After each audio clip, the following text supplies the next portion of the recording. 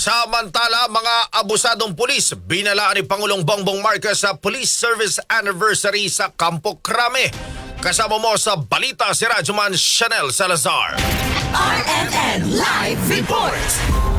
Pinangunahan ni Pangulong Ferdinand Marcos Jr. ang pagdiriwang ng ika-124th Police Service Anniversary sa Campo Crame. Sa kanyang talumpati, sinabi ng Pangulo na walang puwang sa hanay ng Philippine National Police ang mga tiwali at abusadong pulis na sumisira sa tiwala ng publiko. Giit ng Pangulo, walang saysay ang modernong kagamitan at teknolohiya kung may ilang miyembro pa rin ng kapulisan na lumilihis sa kanilang tungkulin. Pananagutin anya ng pamahalaan ang mapatutunayang sangkot sa katiwalian at hindi kukonsintihin ang mga maling gawain ng sinumang nanumpa para ipagtanggol ang taong bayan.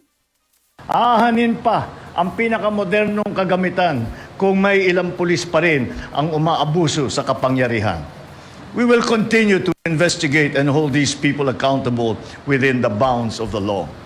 We do not condone wrongdoing among those who are sworn to uphold the law and to protect the citizens of our republic.